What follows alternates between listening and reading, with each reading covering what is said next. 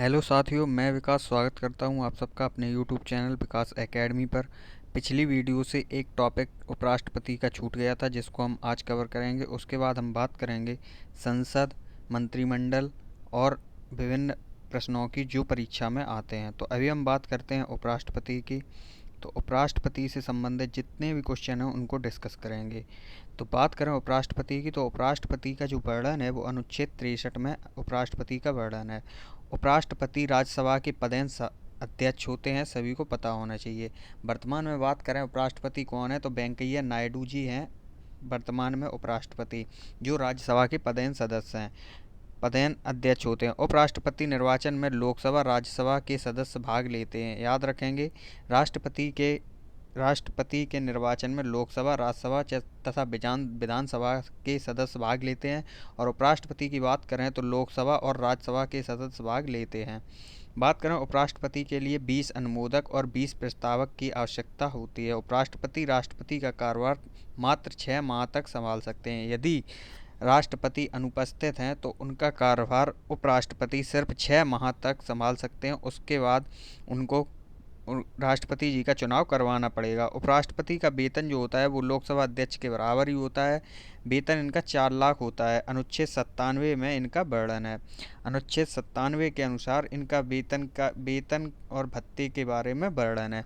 बात करें, पिछली वीडियो में बताया था कि राष्ट्रपति का वेतन कितना होता है, तो 5 लाख होता है राष्ट्रपति का वेतन। पहले ये 1.5 लाख हुआ करता था। चलते हैं राष्ट्रपति बनने के लिए योग्यताएं। तो राष्ट्रपति बनने के लिए योग्यताएं की बात करें तो इसका वर्णन अनुच्छेद 66 के तीसरे भाग में है, लेकिन ये परीक्षा की दृष्टि से इतना इम्पोर्टेंट नहीं है, इसको याद नहीं रखना है आप लोगों को। जहाँ इम्पोर्टेंट होगा मैं वहाँ बता दूंगा आप लोगों को, ये इम्पोर्टेंट है, इसको नोट करके चलिए।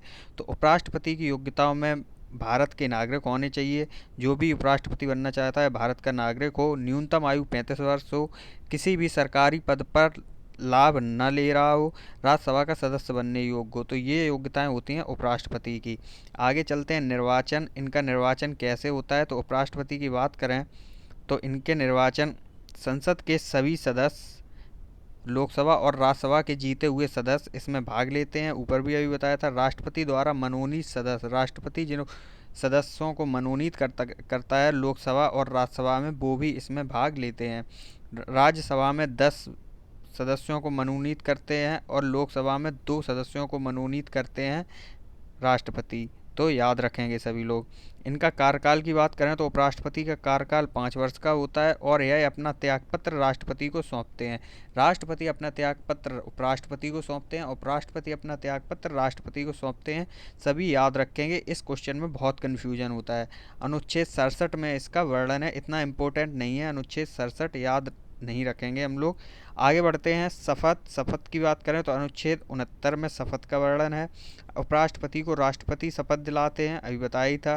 राष्ट्रपति ना हो तो उसके द्वारा कोई मनोनीत व्यक्ति संविधान के प्रति निष्ठा के रूप में इनको शपथ दिलवा सकता है। जो राष्ट्रपति मनोनीत करेगा वो सदस्य इनको शपथ दिलवा सकता है। बात करेंगे कार्यवाहक राष्ट्रपति की। जब राष्ट्रपति का पद खाली होता है तो कार्यवाहक राष्ट्रपति बनते हैं। इनका वर्णन अनुच्छेद 65 में होता है कार्यवाहक राष्ट्रपति का। यदि देश के राष्ट्रपति की मृत्यु, बीमार या अपने पद पर नहीं है, ऐसी स्थिति में उपराष्ट्रपति काम करता है कार्यवाहक राष्ट्रपति बनकर।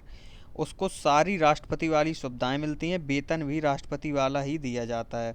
जिस समय उपराष्ट्रपति कार्यवाहक राष्ट्रपति होता है उस समय वह राज्यसभा का पदेन सभापति नहीं होता है। वेरी इंपॉर्टेंट क्वेश्चन है, पॉइंट करके चलेंगे।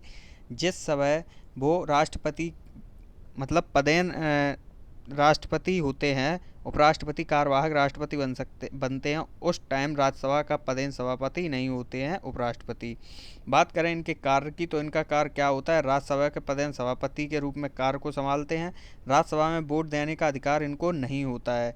यदि किसी बिल पर बराबर मत पड़ते हैं तो ऐसी स्थिति में ये अपना निर्णायक मत दे सकते हैं। मतलब राज्यसभा में कोई भी वोट नहीं दे सकते हैं। अगर किसी बिल पर बराबर मत आ गए हैं तो ये अपना एक निर्णायक वोट देकर बिल को पारित या ना पारित कर सकते हैं। राज्यसभा की बैठक करवाना और दूसरी गलत भाषा का कोई गलत भाषा का प्रयोग न करे। राज्यसभा की कार्यवाही को देखना इनका कार्य है। पद से हटाने की प्रक्रिया क्या है? तो प्रस्ताव होगा, प्रस्ताव पेश करना पड़ेगा, वह राज्यसभा में पेश किया जाएगा। साधारण बहुमत या 2/3 बहुमत से इनको हटा दिया जाएगा, परंतु 14 दिन पहले इनको सूचित करना पड़ता है, भैया तुम्हारे खिलाफ प्रस्ताव पारित किया जा रहा है, आपको हटना पड़ेगा अपने पद से। संविधान का अतिक्रमण करें तब ही इनको हटाया जा सकता है। ऐसी कोई भी कंडीशन नहीं है जिससे हम लोग जिससे इनके खिलाफ अविश्वास प्रस्ताव पारित किया जाए। सिर्फ एक कंडीशन है, जब ऐसा लगे कि ये संविधान का अतिक्रमण कर रहे हैं तब इनको अपने पद से हटाया जा सकता है। बात करें आगे तो उपराष्ट्रपति का कार्यकाल पूरे होने से पहले राष्ट्रपति चुने गए। ऐसे कौन से उपराष्ट्रपति थे जिनका कार्यकाल पूरा नहीं हुआ और राष्ट्रपति चुने गए थे? तो वो थे बीवी गिरी, सब लोग याद रखेंगे। उपराष्ट्रपति जो कभी राष्ट्रपति नहीं बन पाए वो हैं गोपाल स्वरूप पाठक, भैरव सिंह शेखावत, एम हिदायतुल्ला, बी.डी. जत्ती, मोहम्मद हामिद अंसारी, याद रखेंगे सब लोग। 13वें नंबर के उपराष्ट्रपति हैं वेंकैया नायडू, अभी बताया था। व्यक्तिगत रूप से अगर वैसे नंबर पूछा जाए तो ये 15वें कार्यकाल के हिसाब से 15वें नंबर के उपराष्ट्रपति हैं। सबसे युवा राष्ट्रपति की बात करें तो सबसे युवा राष्ट्रपति नीलम संजीव रेड्डी जी हैं। हम लोगों ने यहाँ तक डिस्कस किया उपराष्ट्रपति को। अब आगे वीडियो में देखते हैं।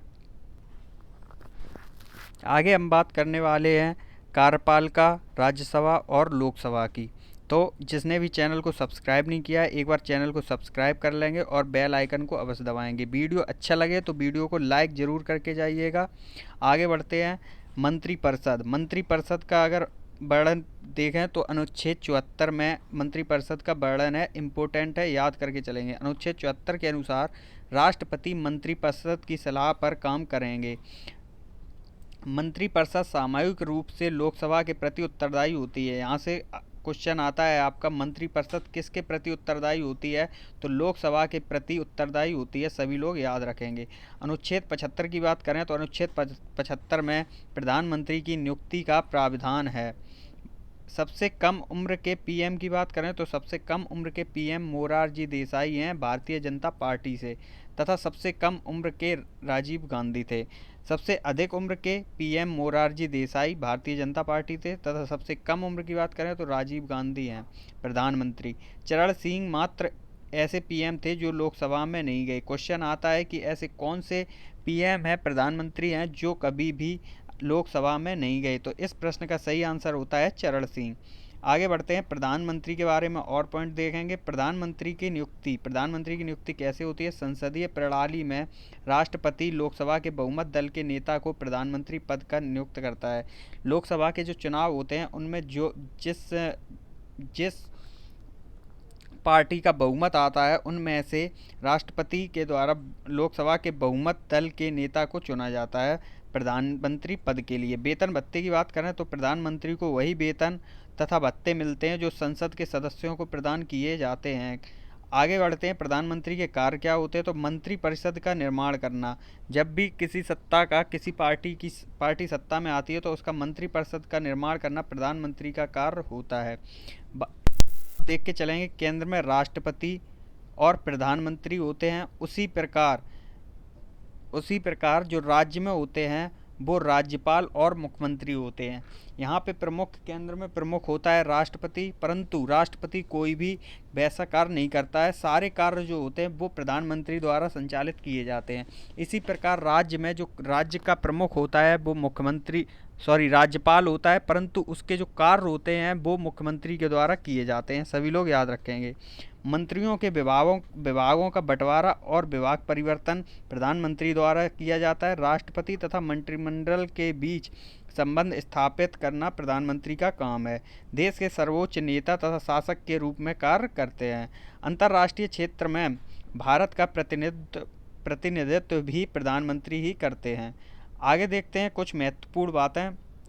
प्रथम गैर कांग्रेसी प्रधानमंत्री श्री मोरारजी देसाई थे, सभी लोग याद रखेंगे पॉइंट में। ये सारे पॉइंट वो लिखे गए हैं जो आए दिन पेपरों में आए हैं। प्रथम गैर कांग्रेसी प्रधानमंत्री श्री मोरारजी देसाई थे। सबसे लंबे कार्यकाल वाले प्रधानमंत्री पंडित जवाहरलाल नेहरू थे। बात करें अगले पॉइंट की तो सबसे छोटे कार्यकाल वाले प्रधानमंत्री अटल बिहारी वाजपेयी थे। इनका कार्यकाल सिर्फ 13 दिन का था।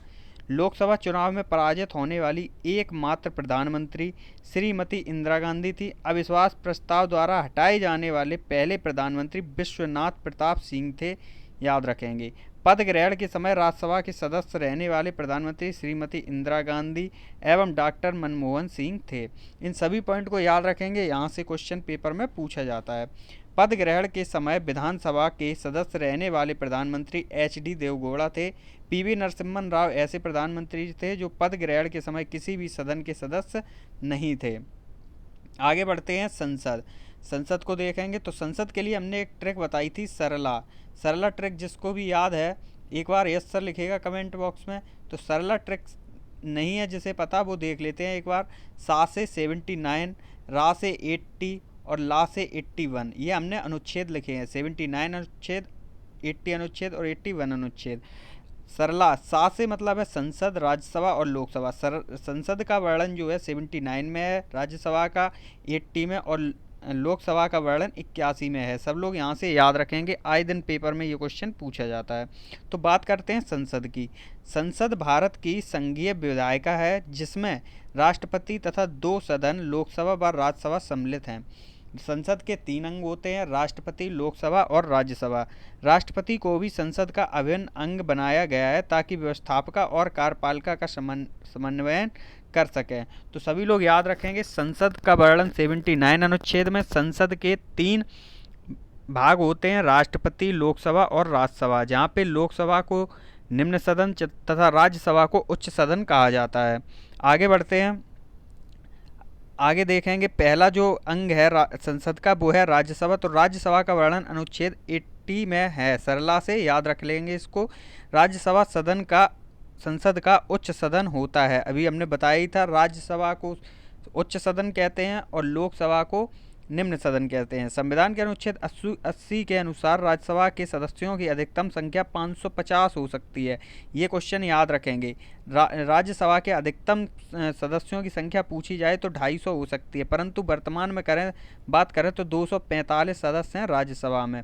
इसमें से 12 सदस्य राष्ट्रपति द्वारा मनोनीत किए जाते हैं। मैंने अभी थोड़ी देर पहले 10 बता दिया था, तो वहाँ पे करेक्शन कर लेंगे सभी लोग। 10 नहीं होता है, 12 होता है। राज्यसभा में राष्ट्रपति जी द्वारा 12 सदस्यों को मनोनीत किया जाता है, 10 सदस्यों को नहीं। तो ये याद रखेंगे। राज्यसभा एक स्थायी सदन है, ये भी याद रखेंगे। यह कभी भंग नहीं होता, बल्कि इसके 1/3 सदस्य प्रत्येक 2 वर्ष बाद अवकाश ग्रहण कर लेते हैं। ऐसा नहीं है कि इनमें सबका कार्यकाल प्रत्येक 2 वर्ष बाद 1/3 सदस्य इसके हट जाते हैं और नए सदस्य आ जाते हैं, तो उनका कार्यकाल तब से शुरू हो जाता है। तो इसलिए ये कभी भी भंग नहीं होती है, याद रखेंगे सभी लोग। बात करें अगले पॉइंट की, तो अगला आपका जो बिंदु है वो है लोकसभा। लोकसभा का वर्णन 81 में है। लोकसभा संघीय संसद का निम्न तथा लोकप्रिय सदन है। अभी आगे पीछे बताया था कि लोकसभा का जो वर्णन है वो 81 में है और ये एक निम्न सदन होता है। लोकसभा की अधिकतम सदस्य संख्या की बात करें तो 552 हो सकती है, परंतु वर्तमान में इनकी संख्या 545 है। लोकसभा का कार्यकाल 5 वर्ष का है, किंतु प्रधानमंत्री के परामर्श के आधार पर राष्ट्रपति के द्वारा लोकसभा को समय से पूर्व ही भंग किया जा सकता है। प्रत्येक लोकसभा 5 साल बाद भंग हो जाती है, परंतु प्रधानमंत्री के परामर्श पर राष्ट्रपति के द्वारा लोकसभा को 5 वर्ष से पहले भी भंग किया जा सकता है। इसको याद रखेंगे। लोकसभा एवं राज्यसभा की 2 बैठकों में 6 माह के अधिक का अंतर नहीं होना चाहिए। चाहे लोकसभा की बैठक हो चाहे राज्यसभा की बैठक हो, उसकी बैठकों में 6 माह से ज़्यादा का अंतर नहीं हो सकता है। वेरी वेरी इंपॉर्टेंट है, जितने पॉइंट कर सकते हैं कम है। पूछा जाता है पेपर में कि लोकसभा और राज्यसभा की बैठकों के बीच कितना अधिक अंतर हो सकता है, तो 6 माह अंतर हो सकता है, इससे अधिक नहीं हो सकता है। लोकसभा स्वयं ही अपने सदस्यों में से एक अध्यक्ष और उपाध्यक्ष का निर्वाचन करती है, याद रखेंगे सब लोग। आगे चलते हैं राज्य सरकार पर। तो राज्य सरकार की बात करें तो राज्यपाल, जैसे अभी हमने बताया था, केंद्र में जिस प्रकार राष्ट्रपति होता है उसी प्रकार राज्य में राज्यपाल होता है, और केंद्र में जिस प्रकार प्रधानमंत्री होता है उसी प्रकार राज्य में मुख्यमंत्री होता है। तो यहाँ पे हम बात करने वाले हैं राज्यपाल। तो राज्यपाल की नियुक्ति की बात करें तो राष्ट्रपति द्वारा की जाती है। सभी लोग याद रखेंगे, वेरी वेरी इंपॉर्टेंट है जबकि राज्यसभा की नियुक्ति कौन करता है? तो राष्ट्रपति करता है। संविधान द्वारा स्थापित संसदीय व्यवस्था में राज्यपाल केवल संवैधानिक प्रधान होता है। राज्यपाल का कार्यकाल की बात करें तो 5 वर्ष का होता है। राज्यपाल राष्ट्रपति का प्रतिनिधि होता है। राज्यपाल जो है राष्ट्रपति द्वारा बनाया जाता है उसको, तो वो राष्ट्रपति का प्रतिनिधि होता है। अनुच्छेद 156 में राज्यपाल का त्यागपत्र का प्रावधान है। राज्यपाल विधानसभा के सदस्य बनने के योग्य होने चाहिए। जिस प्रकार वहाँ पे लोकसभा होती है उसी प्रकार यहाँ पे विधानसभा होती है, सभी लोग याद रखेंगे। विधानसभा परिषद 1/6 सदस्य नियुक्त करते हैं, राज्यपाल द्वारा नियुक्त किए जाते हैं। राज्यपाल विश्वविद्यालयों का कुलपति भी होता है। आगे है लोकायुक्त की नियुक्ति राज्यपाल द्वारा की जाती है। ये भी क्वेश्चन बहुत इंपॉर्टेंट है, याद रखेंगे सभी लोग। लोकपाल की नियुक्ति राज्यपाल द्वारा की जाती है। आगे बढ़ते हैं मुख्यमंत्री पे। तो मुख्यमंत्री की बात करें तो संविधान के अनुच्छेद 164 में वर्णन है मुख्यमंत्री का। मुख्यमंत्री की नियुक्ति किसके द्वारा की जाती है? राज्यपाल के द्वारा की जाती है। वहाँ पे प्रधानमंत्री की नियुक्ति किसके द्वारा की जाती है? राष्ट्रपति के द्वारा। और यहाँ पे मुख्यमंत्री की नियुक्ति किसके द्वारा की जाती है? राज्यपाल के द्वारा की जाती है, सब लोग याद रखेंगे। व्यवहार में राज्यपाल के द्वारा विधानसभा के बहुमत दल के नेता को मुख्यमंत्री पद पर नियुक्त किया जाता है। जिस प्रकार केंद्र में लोकसभा के बहुमत दल के नेता को जिस प्रकार केंद्र में लोकसभा से बहुमत दल के नेता को प्रधानमंत्री बनाया जाता है, उसी प्रकार विधानसभा के बहुमत दल का नेता को मुख्यमंत्री बनाया जाता है राज्य सरकार में, तो याद रखेंगे। मंत्रिपरिषद का निर्माण, मंत्रियों में कार्य का बंटवारा और विभाग का परिवर्तन, मंत्रिमंडल का कार्य संचालन और इसके प्रमुख का कार्य हैं। आगे बढ़ते हैं विधानसभा पे।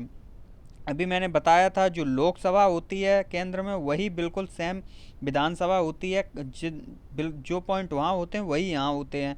तो विधानसभा में न्यूनतम सदस्य संख्या कितनी हो सकती है? 60 और अधिकतम कितनी हो सकती है? 500।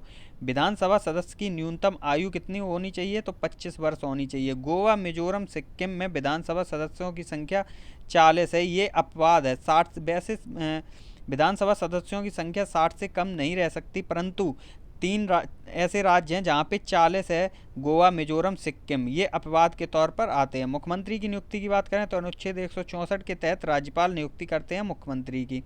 दिल्ली और पांडुचेरी के मुख्यमंत्री की नियुक्ति राष्ट्रपति द्वारा की जाती है, सब लोग याद रखेंगे, तथा यह राष्ट्रपति के प्रति उत्तरदायी होते हैं। केंद्र शासित प्रदेश है दिल्ली और पांडुचेरी, जहाँ पे मुख्यमंत्री बनाए जाते हैं, और बाकी जो आपके केंद्र शासित प्रदेश हैं वहाँ पर उपराज्यपाल प्रशासक के रूप में कार्य करते हैं। 2 आपके केंद्र शासित प्रदेश हैं दिल्ली और पांडुचेरी, जहाँ मुख्यमंत्री बनाए जाते हैं, इनकी नियुक्ति राष्ट्रपति द्वारा की जाती है, सब लोग याद रखेंगे। दिल्ली और पांडुचेरी के मुख्यमंत्री की नियुक्ति राष्ट्रपति द्वारा की जाती है। पांडुचेरी में विधानसभा सदस्य की बात करें तो 30 है और दिल्ली में 70 है, तो ये भी याद रखेंगे। विधानसभा राज्य के विधानमंडल का निम्न सदन होता है, सभी लोग याद रखेंगे। देखिए ये लोकसभा के इक्वल हमने बताया, विधानसभा को लोकसभा के इक्वल होता है, तो वहाँ पे लोकसभा निम्न सदन होती है, तो यहाँ पे विधानसभा निम्न सदन हो जाएगी। विधानसभा के निर्वाचन के लिए वयस्क मताधिकार और संयुक्त निर्वाचन प्रणाली अपनाई गई है। विधानसभा का कार्यकाल 5 वर्ष का होता है, सभी लोग याद रखेंगे। जिस प्रकार वहाँ लोकसभा का कार्यकाल 5 वर्ष का होता है, उसी प्रकार यहाँ पे विधानसभा का कार्यकाल 5 वर्ष का होता है। विधान परिषद की बात करें तो विधान परिषद का गठन अनुच्छेद 169 में के तहत होता है। विधान परिषद को उच्च सदन कहा जाता है। विधान परिषद इक्वल टू राज्यसभा, सभी लोग याद रखेंगे। प्रत्येक 2 साल बाद 1/3 सदस्य सेवानिवृत्त हो जाते हैं, जिस प्रकार राज्यसभा में होते हैं। विधान परिषद में न्यूनतम सदस्य संख्या 40 होती है, लेकिन जम्मू कश्मीर में 60 है, ये अपवाद है। उत्तर प्रदेश में विधान परिषद सदस्यों की संख्या पूछी जाए तो 100 है, और विधानसभा के सदस्यों की संख्या पूछी जाए तो 403 है। विधान परिषद के कुल सदस्यों की संख्या विधानसभा के कुल सदस्यों की संख्या की 1/3 से अधिक नहीं हो सकती है, इसको याद रखेंगे। आगे चलते हैं। विधान परिषद एक स्थायी सदन है, वहाँ पे राज्यसभा एक स्थायी सदन होता है, तो उसके बराबर है विधान परिषद, तो विधान परिषद भी एक स्थायी सदन होगा। ये याद करने का तरीका है, आप लोग इस तरीके से याद रख सकते हैं। पूरी विधान परिषद कभी भी भंग नहीं होती है और इसे राज्यपाल द्वारा भी भंग नहीं किया जा सकता है। विधान परिषद के सदस्यों का कार्यकाल 6 वर्ष का होता है, सब लोग याद रखेंगे। उत्तर प्रदेश में राज्यसभा सदस्यों की संख्या कितनी है? तो उत्तर प्रदेश में राज्यसभा सदस्यों की संख्या देखें तो 31 है। नरगिस दत्त राज्यसभा की मनोनीत होने वाली पहली महिला थी। इंदिरा गांधी, आई के गुजराल, HD देवगौड़ा, मनमोहन सिंह ऐसे प्रधानमंत्री थे तो राज्यसभा के सदस्य थे। अनुच्छेद 93 की बात करें तो लोकसभा अध्यक्ष का वर्णन अनुच्छेद 93 में है। 84वें संविधान संशोधन द्वारा लोकसभा व राज्यसभा सदस्यों की संख्या 2026 तक अपरिवर्तित रहेगी। क्वेश्चन आ सकता है यहाँ से, इसको टिक करके चलेंगे कि किस संविधान संशोधन द्वारा लोकसभा व राज्यसभा सदस्यों की संख्या 2026 तक अपरिवर्तित रहेगी। तो सभी लोग याद रखेंगे 84वें संविधान संशोधन द्वारा। लोकसभा सीटों की बात करें तो उत्तर प्रदेश में 80, महाराष्ट्र में 48, पश्चिम बंगाल में 42 और बिहार में 40 हैं। आगे देखते हैं। तो यहाँ पे इस वीडियो में हमने डिस्कस किया मुख्यमंत्री, राज्यपाल, प्रधानमंत्री और कार्यपालिका संसद, लोकसभा, राज्यसभा। तो इनसे बहुत ही क्वेश्चन पूछे जाते हैं। वीडियो को अच्छे से देखिएगा, सभी को नोट करके चलेंगे। जो भी इम्पोर्टेंट क्वेश्चन है उनको नोट करके चलेंगे। वीडियो अच्छा लगा हो तो लाइक ज़रूर कर दें और अगर चैनल को सब्सक्राइब नहीं किया है तो चैनल को सब्सक्राइब ज़रूर कर लें। वीडियो को अंत तक देखने के लिए धन्यवाद। मिलते हैं अगली वीडियो में।